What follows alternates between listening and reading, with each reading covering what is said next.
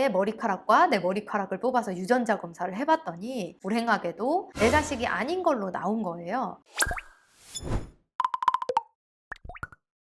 여러분 안녕하세요. 짱명진 변호사 채널 장명진 변호사입니다. 오늘은 저번에 제가 말씀드렸던 주제에 이어서 좀 친자관계 소송에 대해서 또 말씀을 드려보려고 합니다. 저번에는 친생자관계 부존재 확인 소송이 무엇인지, 또 그리고 그 소송을 만약에 당하셨다면 피고의 입장이라면 어떤 것을 하실 수 있는지, 또 어떤 경우에는 아무것도 하실 게 없는지, 이런 피고의 입장에서 주로 좀 말씀을 드렸었는데요. 제가 오늘은 친생 부인의 소란 무엇인지 좀 보충적으로 설명을 하려고 영상을 찍게 됐습니다. 여러분, 제가 저번 영상에서 어머니와 자녀를 좀 예로 들었던 거는 친생자 부존재 확인 소송의 경우에 어머니와 자녀인 경우가 조금 더 많은 것 같아요. 제가 봤을 때. 왜 그러냐면 아버지의 경우에 친생 추정이 미치는 경우가 좀 많거든요. 그렇기 때문에 친생 추정을 번복하는 소송, 친생 부인의 소를 해야지, 아버지의 경우 친생 추정이 자식한테 미치고 있는데 친생자관계 부존재 확인 청구 소송을 하면 안 되거든요. 그래서 제가 어머니 관련 예시를 좀 들었습니다. 그러면 아버지의 경우 친생 추정이 미친다는 게 뭐냐, 이렇게 생각이 드실 수 있으실 것 같아요. 엄마와 자식 사이는 딱 누가 봐도 티가 나죠. 분만에 의해서 티가 납니다. 출산을 하게 되면 그 자녀와 그 엄마는 당연히 모자 혹은 모녀 관계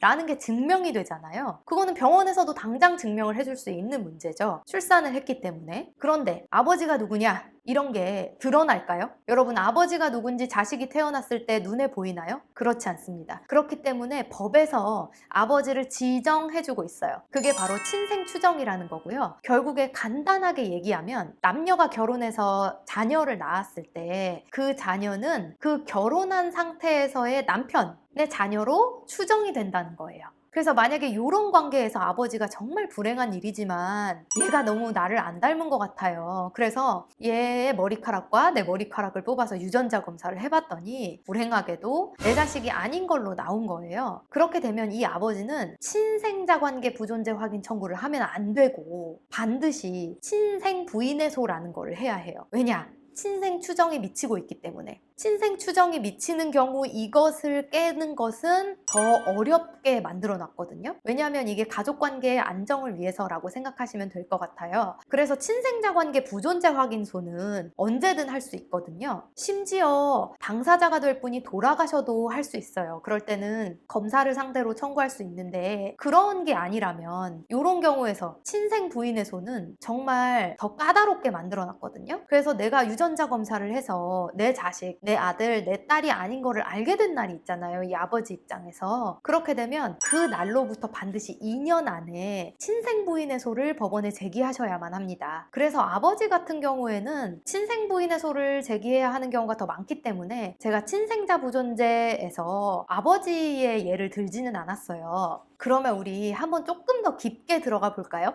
아버지의 경우인데 친생 추정은 미치지 않는 경우가 있을까요? 이런 경우는 사실은 이렇게 생각하시면 돼요. 사실은 친생 추정이 웬만한 경우에 미친다고 보시면 되거든요. 그래서 요거를 깨려면 친생 부인의 소를 해야만 합니다. 그런데 여기에서 만약에 혼인기간이 10년이에요. 이 남자랑 여자가 결혼해서 혼인기간이 10년인데 여자는 서울에 살았고요. 남자는 사우디아라비아에 살았어요. 5년간 떨어져 살았어요. 그런데 떨어져 살던 한 3년째에 자녀가 태어났단 말이에요. 그렇게 되면 과연 친생 추정이 미칠까요? 이거는 너무 상식적이지도 않죠. 그래서 우리 판례도 외관설이라는 거를 취해서 부부가 떨어져 산 게 너무 명백할 때, 그럴 때 부인이 출산한 자녀까지 남편의 친생 추정이 미친다고 보는 것까지는 가혹하다. 그래서 만약 그럴 때 태어난 자식이 내 아들로 내 딸로 기재가 되어 있어요. 가족관계 등록부에. 그럴 때는 친생 추정이 미치지 않으니까 친생자 관계 부존재 확인 소송을 하시는 게 맞겠죠. 그래서 여러분들 조금 이렇게 혼란스러우실 수는 있을 것 같아요. 그런데 친생 부인의 소까지 설명을 좀 드려야 앞에서 말씀드린 친생자 관계 부존재 부존재 확인 소송도 더 잘 이해가 되실 것 같아서 친생 부인의 소, 그리고 또 법이 이런 거를 만들어 놨다는 것이 또 재밌잖아요. 아버지가 누구인지를 볼 수 있게 만들어 놨다. 왜? 아버지는 자녀가 출산되었을 때, 태어났을 때 눈으로 확인할 수 없으니까. 이런 부분 때문에 한번 설명을 드려봤습니다. 그러면 다음번에는 제가 또 다른 영상 준비해서 찾아오겠습니다. 구독과 좋아요 부탁드립니다. 감사합니다.